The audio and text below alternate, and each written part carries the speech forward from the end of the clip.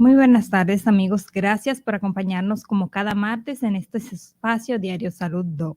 Recuerden que estamos en vivo a través de Facebook, Twitter, LinkedIn y YouTube, que pueden hacer sus preguntas y dejarnos sus comentarios. En el día de hoy tenemos como invitado especial al doctor Leonardo Andújar Seiter. Eres, además de doctor en medicina, es abogado y experto en derecho médico. Él va a estar hablando con nosotros precisamente sobre derecho médico. Buenas tardes, doctor. Bienvenido. Muy buenas tardes, gracias por la invitación. Para mí es un placer compartir contigo y tratar un tema de tanta importancia para los diferentes actores del sistema de salud. Entiéndase, los profesionales de la salud en todas las áreas, o sea, los médicos, los abogados, los odontólogos, los bioanalistas, los psicólogos, como los centros asistenciales y los centros diagnósticos, o sea, todos los actores que confluyen en la atención sanitaria o asistencial. Doctor, para entrar en materia, nos gustaría que nos desglose un poco sobre el concepto de derecho médico, de manera general, tanto hacia el lado de los pacientes como hacia el lado de los médicos. Okay. El derecho médico es una rama del derecho que se encarga de regular la actividad, las atenciones sanitarias en los diferentes actores, como dije al principio. Esto abarca todas las profesiones de la salud, todas las especialidades, tanto los derechos y deberes. O sea, nadie escapa a cubrir el efecto del derecho médico durante la atención. Lo que pasa es que todavía en nuestro país se desconoce mucho del derecho médico. Y qué bueno que programas como esto ayuden a divulgar, a conocer y que cada integrante, cada actor del sector salud conozca de sus derechos y deberes y va a obtener mejores resultados en las atenciones y en lo que ofrece el profesional de la salud. Doctor, como médicos, ¿cuáles son esos derechos que les asisten? Y a los pacientes, ¿cuáles son esos derechos? Y no solamente los derechos, sino también los deberes para que esos derechos también puedan ser reclamados.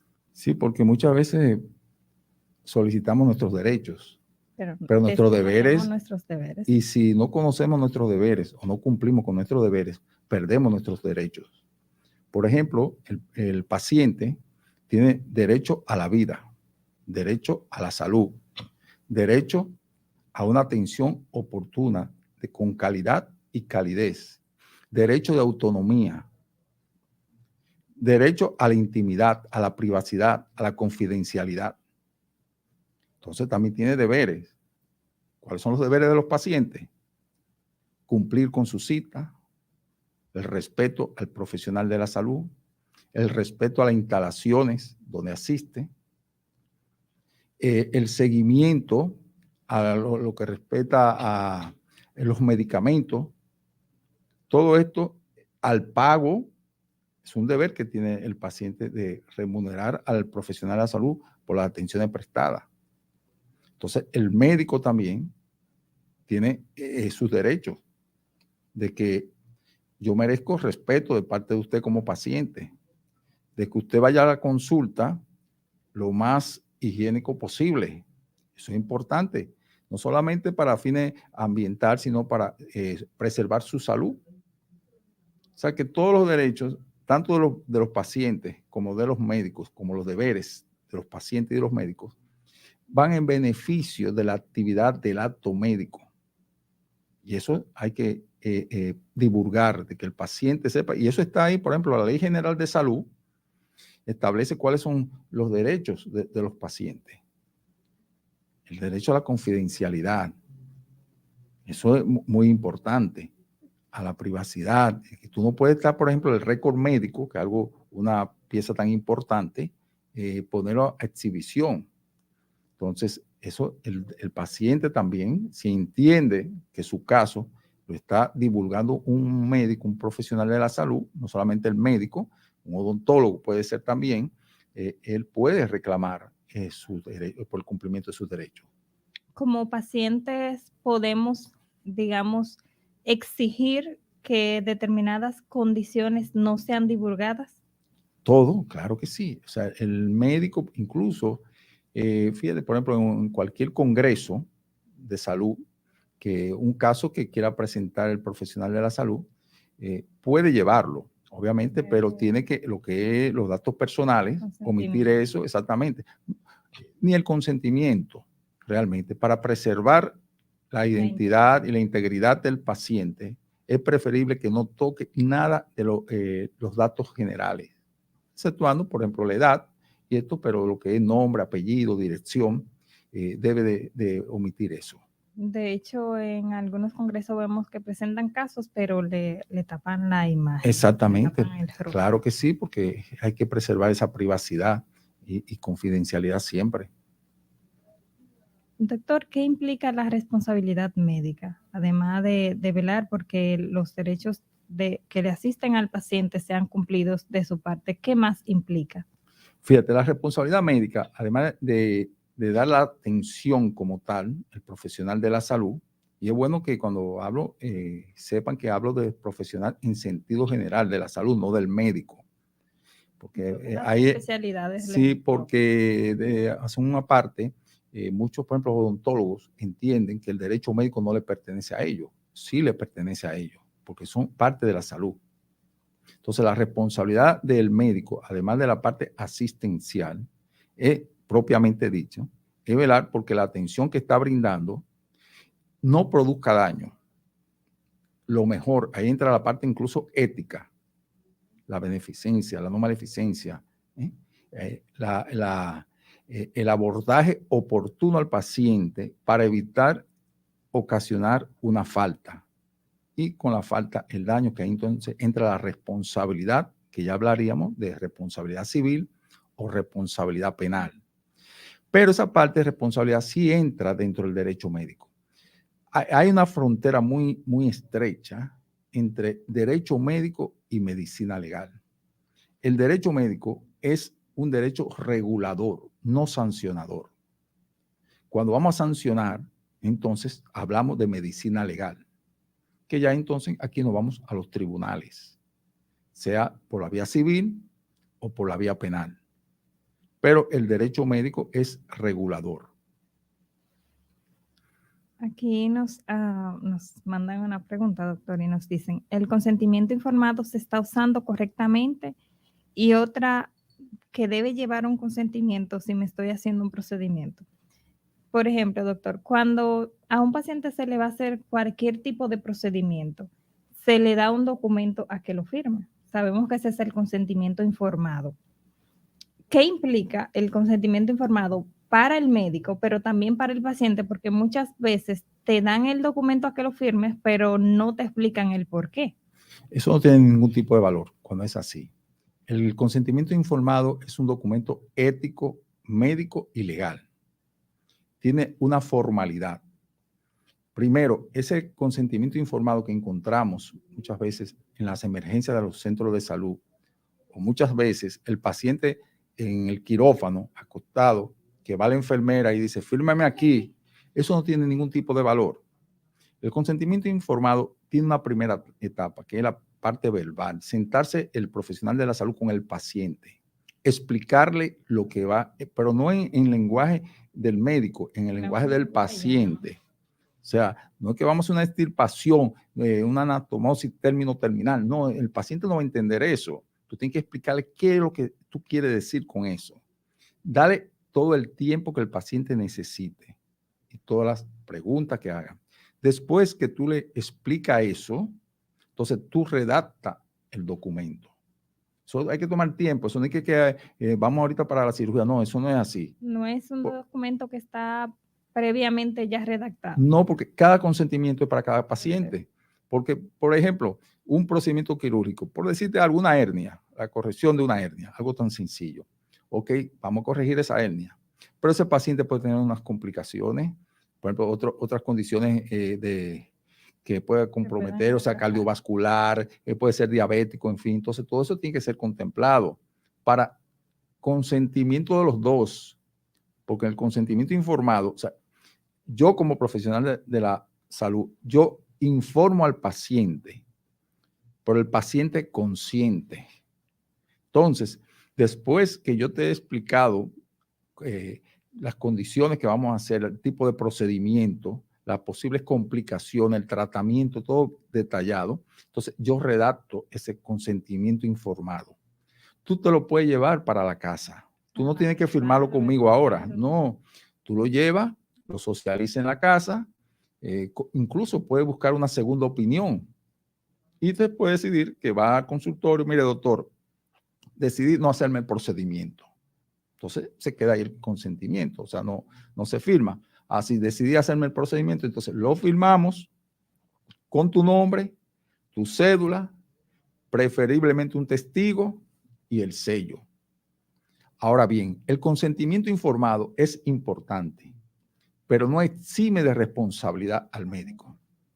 Eso no significa, que hizo un consentimiento, tú no me puedes demandar. Sí, tú lo puedes demandar, porque hay que ver entonces qué pasó en esa falta, si fue provocada, o sea, no intencionalmente, porque el médico o el profesional de la salud no quiere hacer algo intencional.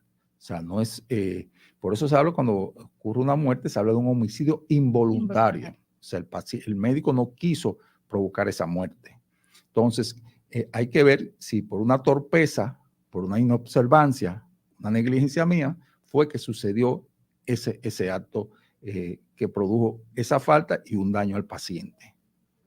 Aún con el consentimiento informado, sabemos que cada caso es diferente, pero de manera general, ¿cuáles son las cosas que se toman en cuenta para ver si es viable una demanda, puede ser por mala práctica?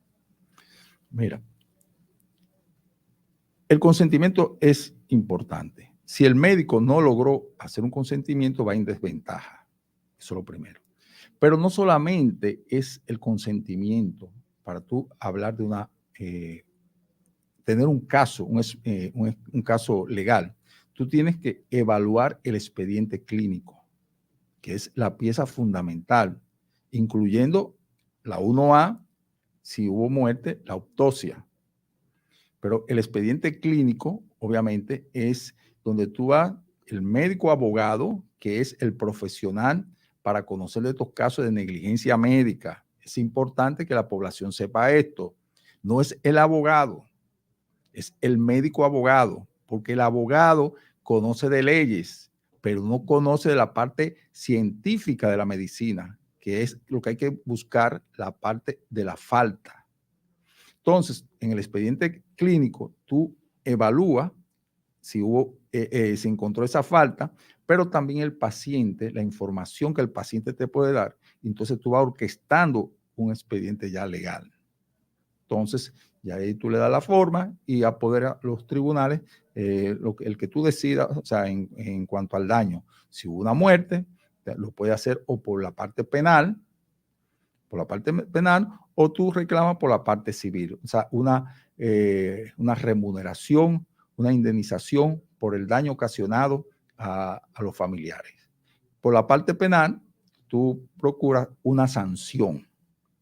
Aunque si te vas por lo penal, tú puedes las dos cosas, penal y civil, porque hay una expresión que lo penal arrastra a lo civil. El tribunal que está conociendo por la vía penal la sanción, también el juez tiene facultad para fallar la parte civil. Si tú quieres, solamente te limita a la parte penal y lleva a lo civil independiente, pero sería alargar el proceso. Entonces, regularmente tú lo haces por lo penal que arrastre lo civil. Doctor, nos dejan una pregunta. Ilka Sánchez pide definir qué es una mala práctica. Sí, una mala práctica es un procedimiento, o sea, producto de un procedimiento que debió haber sido acorde con lo establecido en el ejercicio de la medicina. Por ejemplo, si ese médico no actuó de acuerdo a su experiencia, si ese médico no actuó de acuerdo a las normas establecidas, porque es importante, o sea, el médico, y buena pregunta, el médico no solamente tiene que saber de medicina, tiene que saber de leyes, porque hay reglamentos, hay normas, que si el médico lo inobserva, la inobservancia, puede caer en una mala práctica. Entonces, esa parte de capacitación, El paciente, el médico no actuó de manera oportuna, porque la mala práctica sucede por dos vías, por hacer o no hacer. O sea, el profesional de la salud hizo algo mal hecho, o sea, un procedimiento que por falta de experiencia en esa técnica ocasionó una mala práctica. O sea, o no hizo. Debió haber puesto un tratamiento, por ejemplo, o debió haber hecho otro procedimiento y no lo hizo. O sea, por hacer o no hacer. Otra pregunta que nos hacen es, ¿qué riesgo tienen los doctores si no usan un consentimiento informado? Mayor riesgo a ser condenado porque, por ejemplo, el paciente puede en sus declaraciones, puede decir, ese doctor no me dijo nada. O sea, ya estaría faltando a la honestidad también del paciente, pero puede decir eso. El doctor a mí nunca me informó que iba a ser esta situación, que iba a pasar esta situación y los efectos secundarios de este procedimiento. Él nunca me habló de eso. No me dijo las No, implicaciones. exactamente. Entonces ya ahí el doctor va en desventaja. Por eso que el consentimiento informado no solamente busca la protección del paciente, sino también del profesional de la salud. Otra pregunta que nos dejan es, ¿existen jueces especiales para casos de salud? ¿Cómo un juez puede saber si el médico puede estar haciendo bien o no su trabajo? Buena pregunta. Y esa pregunta viene con lo que ha sido por más de 7 años mis planteamientos públicos realmente. Yo abogo por tribunales especiales, formados por médicos abogados en la escuela de la judicatura. Porque, qué bien, por ejemplo, ¿quién juzga al médico de una mala práctica? El juez. ¿Sabe el juez de medicina?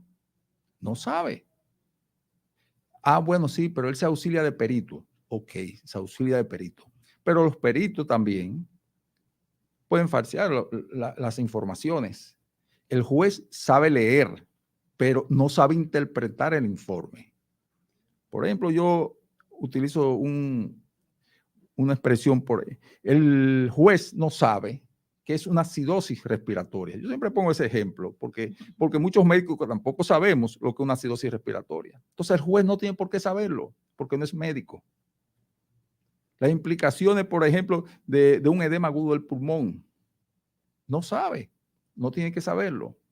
Entonces es importante que quien juzga al profesional de la salud sea un médico abogado en su condición de juez. Exacto. Y yo, es un poco soñador todavía, pero un ministerio público también formado por médicos abogados. El ministerio público no sabe nada de derecho médico ni medicina legal. No sabe nada. Sabrá de homicidio, de asesinato, pero de derecho médico no sabe nada. Incluso yo sugerí, aquí se celebró ya la primera promoción de la maestría de Derecho Médico, y yo sugerí que invitaran al Ministerio Público, a fiscales, a hacer la maestría, porque obtienen algunas informaciones, pero el Ministerio Público no sabe nada de Derecho Médico. Entonces, aparte de lo que te decía al principio del programa, de lo importante de este programa, de crear esa formación, esa conciencia. Y ojalá que esto llegue a las instancias que tienen que llegar y comiencen a motivar ese granito de arena, ese primer paso, y yo creo que lo estamos dando nosotros por acá, por los medios de comunicación, de que se vayan creando tribunales especiales. Y antes de tribunales especiales, para ir descongestionando los tribunales, porque ¿qué pasa? Las jurisdicciones se crean por la demanda de la sociedad. Por ejemplo, ante los problemas de niños, niñas y adolescentes, eran los tribunales civiles que lo conocían. Pero hoy hay tantos casos que hubo necesidad de crear una jurisdicción específica para niños, niñas y adolescentes. Cualquier caso de niños, niñas, adolescentes ya no va a los tribunales civiles, sino a la jurisdicción de niños, niñas, adolescentes que tiene la parte civil y la parte penal especializada, incluso con un soporte de psicólogo y esta cosa. Pero también sucede con la jurisdicción inmobiliaria. Antes eran los tribunales civiles, ahora no, hay tribunales especiales. Entonces así sucede con las demandas médicas. porque las demandas médicas están en crecimiento. Entonces debe crearse esa jurisdicción. Pero también hay que crear una parte de mediación y conciliación. Porque en muchos casos, si hay una buena mediación y conciliación, se evita llegar a los tribunales. Sí, mira, hay alguna institución y hay una ley que yo la he utilizado como médico abogado y he tenido cierta aceptación realmente, que es pro consumidor. Porque el paciente es un usuario. Entonces, por ejemplo, yo he utilizado esa vía cuando el profesional de la salud o el centro de salud se niega a entregarle el expediente clínico. Hay muchos profesionales de la salud que quieren secuestrar el expediente clínico y el expediente clínico no es del profesional de la salud, no es del centro médico, o sea, entiéndase, no es de la clínica ni del hospital. La clínica y el hospital y el médico es un guardián, el expediente del paciente. Entonces el paciente cuando lo solicite está en la obligación el médico y el centro de salud de otorgar ese expediente clínico. O sea, claro, lo que se llama una copia certificada, o sea, sellada, firmada por el centro de salud, por el médico. Entonces, cuando hay un caso que un paciente quiere demandar, entonces uno, si primero utiliza la vía de la armonía, ¿verdad? Uno solicita al médico, se niega, tú buscas entonces una parte de lo menos traumática posible. Exactamente. No, uno primero va a derecho pro consumidor. Entonces después ya tú puedes ir por otra vía ya judicial. Incluso yo he tenido que solicitar lo que se llama un auxilio judicial. Cuando ya yo he agotado todas las etapas, he tenido que abordar por la vía penal al tribunal para que obligue ya por una resolución ahí al centro de salud a entregar el expediente clínico. Doctor, usted hablaba de la importancia de que estos casos de mala práctica que tienen que ver con el ejercicio de la medicina sean abordados por médicos abogados y también aboga porque los jueces también tengan conocimientos de derecho. Mi pregunta es, ¿ustedes como médicos abogados ya están organizados en algún gremio? Si, por ejemplo, si yo soy paciente y tengo un caso de que quiero hacer una demanda y no sé a quién acudir, ¿existe algún gremio al que se pueda acudir? Sí, está el gremio, pero eso es para fines de los médicos. O sea, el colegio médico tiene un departamento que agrupa a los médicos abogados. Para el médico que es demandado, darle una asistencia legal. Pero el paciente que quiera demandar, obviamente no tiene espacio allá. El paciente tiene que buscar su abogado de manera independiente y por eso yo digo, ese paciente, la mejor representación legal que puede tener es un médico abogado.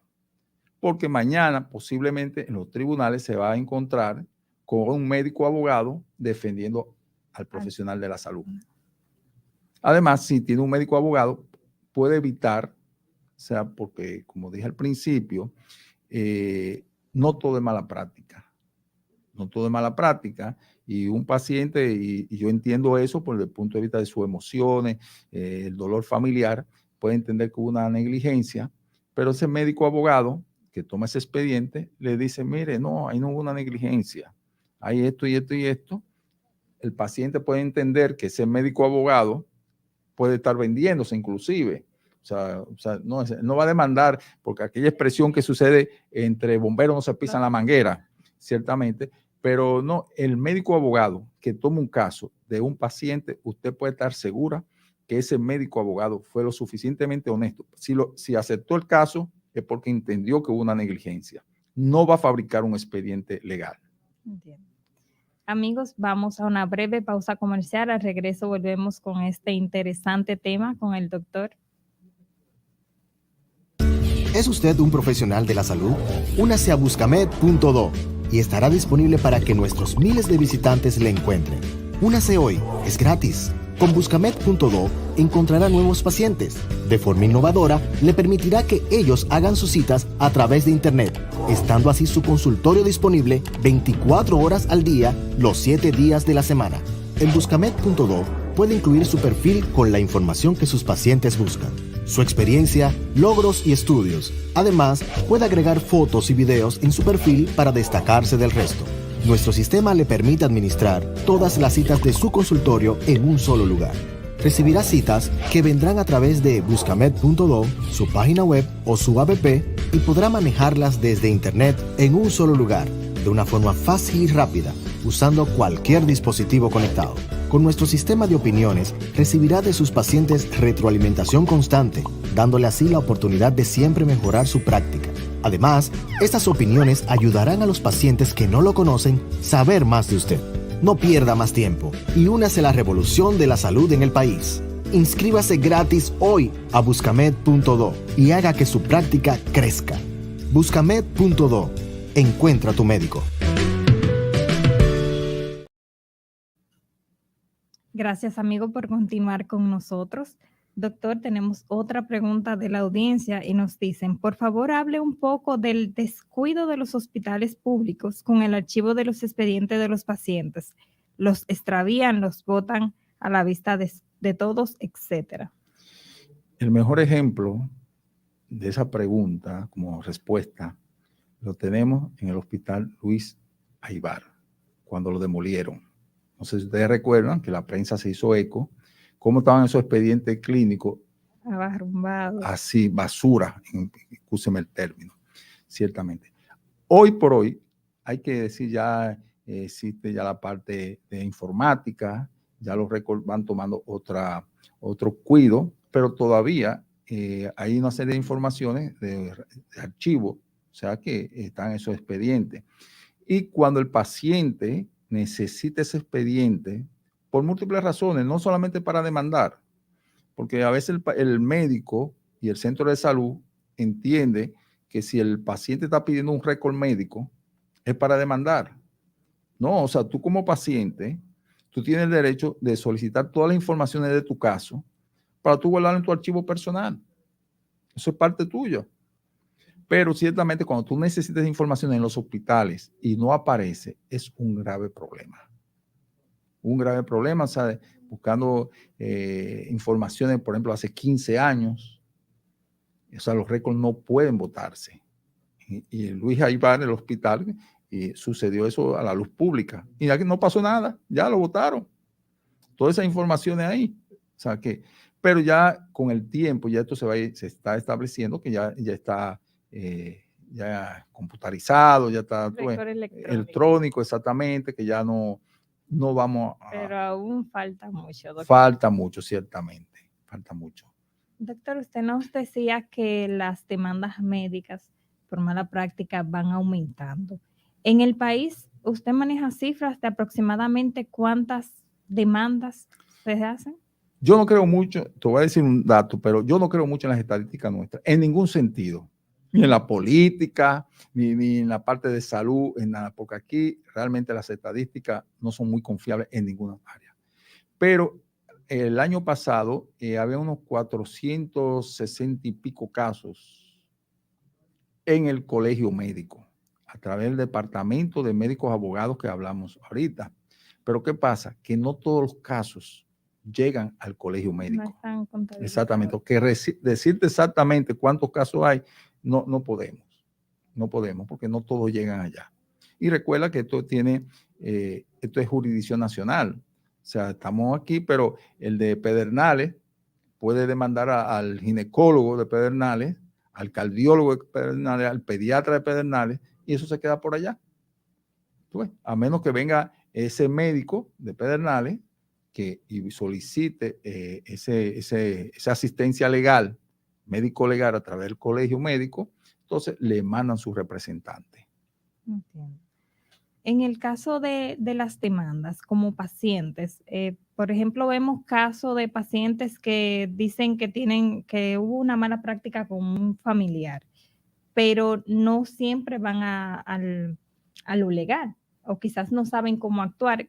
¿Cuál es el consejo para estos pacientes que entienden que fueron víctimas de mala práctica, pero como para que entiendan que no es a través de los medios de comunicación por donde deben actuar. Sí, porque los medios de comunicación no es que se ventilan los casos.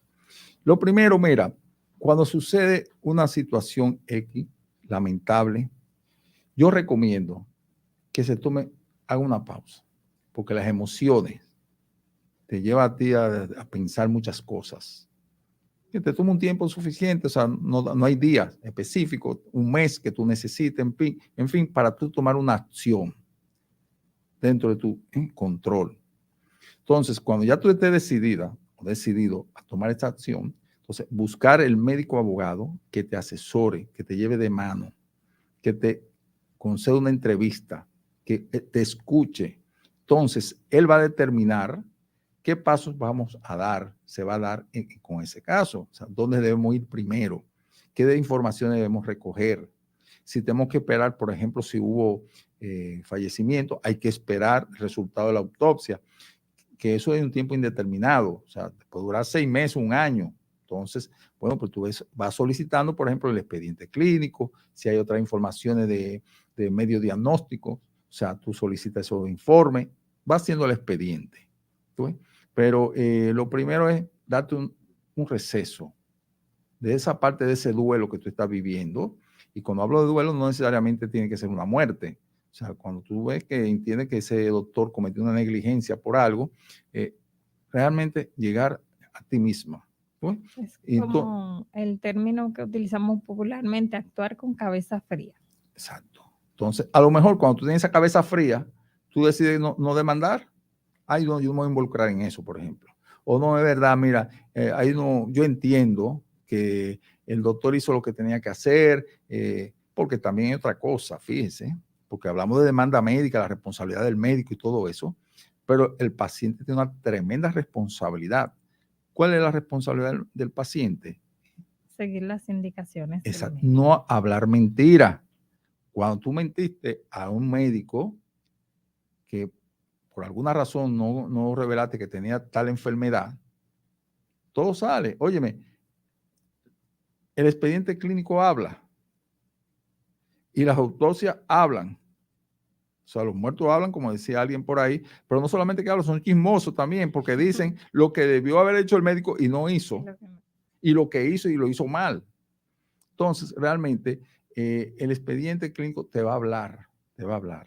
Entonces, primero prepararte con esa cabeza fría, así, y decidir entonces, porque también hay algo importante que hay que señalar.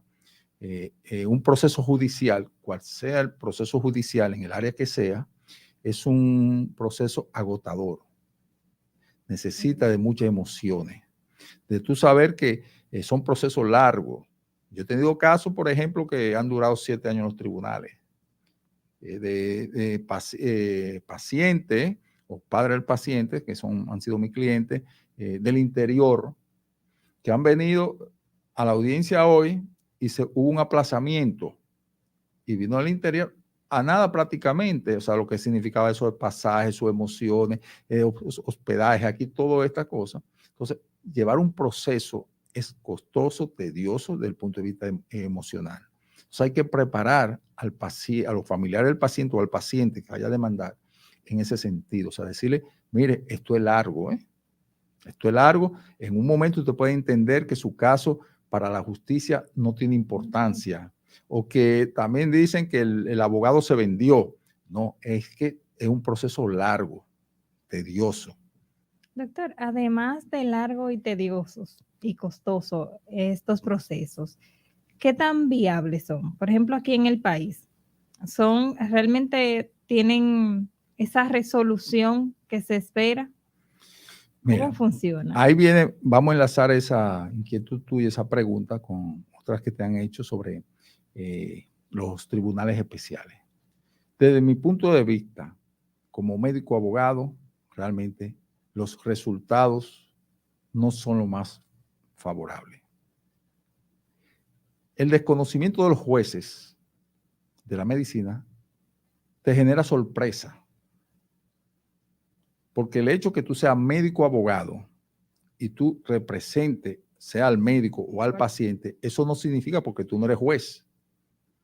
Tú tienes un compromiso, o sea, una obligación de medio. O sea, yo voy a asistir a ese profesional o ese paciente, pero yo no soy juez, yo no soy el que voy a decidir.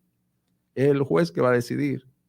Entonces, como el juez no tiene esa preparación, entonces la opinión del juez es la que vale. Lamentablemente, tú te llevas sorpresa cuando tú pensabas que iba a ganar un caso, lo perdiste, o cuando tú pensabas que tú ibas a perder, resultó que tuviste una sentencia favorable. Doctor, nos hacen una pregunta. En esta ocasión, Martina Santana dice, ¿es cierto que el paciente debe ser atendido con dinero o sin dinero en una emergencia? Porque muchas clínicas y médicos no prestan el seguro, si no presentas el seguro, no se atiende. Totalmente. El paciente que llega a una emergencia debe ser atendido con dinero, sin dinero, con seguro o sin seguro. En lo personal, como médico, he tenido situaciones con pacientes míos de que han ido a una clínica y nadie anda con 40,000 pesos en los bolsillos. No. Nada, ni los millonarios. Una emergencia. Exactamente, ni los millonarios. Entonces, este es un caso real. Fue una emergencia, paciente mío, y cuando lo mando a que vaya a admisión, no pueden ingresar porque no tenía esa cantidad de dinero. Entonces yo me acerqué a admisión y digo, no, ese paciente no puede ir a la calle. Se complica ese paciente, tremendo compromiso legal para todos los que estemos envueltos aquí. Y recuerdo que llamaron al dueño de la clínica y uno llámame al dueño de la clínica y yo hablé. Usted se va a hacer responsable. Yo conocí a los familiares de ese paciente. Yo sé que eran personas serias. Yo le dije, sí, yo me voy a hacer responsable. Ahora, si no paga, yo no voy a pagar tampoco, porque la Ley General de Salud lo protege. Es un punto importante. En otra ocasión también yo estuve en otro centro, ya esto es asunto ya familiar, con un familiar, y estoy en una fila en admisión y en la otra fila hay una señora que tiene su hija en emergencia, pero pasó algo parecido, no tenía la cantidad de dinero. Y yo le dije, excúseme señorita, óigame, esa niña hay que ingresarla, porque ella no trajo a esa niña aquí por una gripecita, ella lo trajo por una emergencia. Entonces, la Ley General de Salud la protege y se le ingresaron. Entonces, aquí viene el asunto de la importancia del paciente, de conocer sus derechos y deberes, empoderarse. Pero cuando yo digo empoderarse, y lo digo en ese tono, no es que arme lío, no, que investigue, exactamente, que conozca, porque pierden muchos beneficios los pacientes.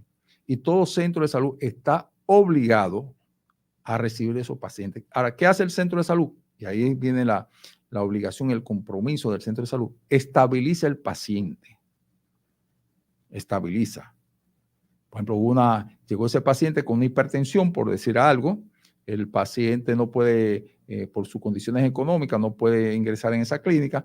El centro de salud estabiliza ese paciente y exactamente lo refiere, sea a una clínica de otro poder adquisitivo o a un hospital, en fin, donde el paciente pueda recibir las atenciones de seguimiento. Sí, pero hay en muchos casos que no ocurre así. Sí, por eso mismo, porque el paciente tiene que ser su propio abogado, tiene que ser su defensor el paciente. Yo soy pro paciente. Claro, cuando yo digo soy pro paciente, no es que estoy en contra del médico. No, pero el paciente tiene, oye, uno un usuario de todo en la vida, en la sociedad. Entonces, si tú no conoces, por ejemplo, tú vas a un supermercado, y cambiando un poco ahí del tema, si yo no conozco mis derechos como usuario, consumidor, óyeme, el comerciante me va a engañar también. Exacto. Tú vas a un producto, me ha pasado en lo personal que voy y busco un producto, cuesta tanto en la góndola, cuando tú vas a la caja aparece otro precio. Entonces, a mí hay que despachármelo como está en la góndola. O sea, y eso me ha pasado muchas veces en los mejores supermercados de acá, pero nada. Tenemos otra pregunta. Esta es de Edwin Medrano. Él dice, entonces, están en franca violación de la ley de salud y sus resoluciones emitidas por los organismos rectores. No. O sea, me imagino que quiere decir que el centro de salud que no cumpla con esto está en violación. Es cierto, como dice Edwin. Doctor, hemos agotado nuestro tiempo, pero antes me gustaría que mandara un mensaje a aquellos pacientes, como hemos hablado tanto de la importancia de que conozcamos cuáles son nuestros deberes y nuestros derechos, y también si puede compartir sus contactos hacia a dónde podemos contactarlo, comunicarnos con usted. Sí, pero también vamos a mandar el mensaje no solamente a los pacientes, médicos, sino a los profesionales de la salud. Vamos a un equilibrio, realmente. Sí. Así hacemos justicia. Sí. Claro, fíjense, tanto a los profesionales de la salud y a los pacientes que comiencen a conocer sobre sus derechos y deberes, que comiencen a conocer sobre la Ley General de Salud. Por ahí entra todo. O sea, saber que la misma Constitución que te dice el derecho a la vida, a la salud, eso es inviolable. Porque hablamos de derecho de salud y la vida en los medios de comunicación, pero cuando vamos a los hospitales no está asegurado. Entonces nosotros necesitamos conocer, los médicos, los profesionales de la salud, en todas las áreas y los pacientes, sobre qué rige el marco legal de nuestras actuaciones. Y usted verá que los beneficios y la seguridad en el ejercicio profesional será mucho mejor. No hay que temer a las demandas, no hay que temer. Mientras más desconozcamos de derecho médico y medicina legal, más posibilidades tenemos los profesionales de la salud de ser demandados. Doctor, ¿podemos contactarlo? Sí, bueno, mi número de teléfono es 809-910-5404. También estoy en Facebook, en Instagram, en WhatsApp, con el número telefónico que les dije, 809-910-5404. Un placer. Amigos, hemos llegado al final. Doctor, muchísimas gracias por compartir sus conocimientos con nosotros. Recuerden que este programa se transmitió en vivo a través de Facebook, Twitter, LinkedIn y YouTube, y que va a estar siendo colgado a través de nuestro Instagram. Recuerden compartir este material con sus seres queridos. Ese link lo pueden compartir a través de sus redes también, y así compartimos esta importante información con todos. Muchas gracias por acompañarnos.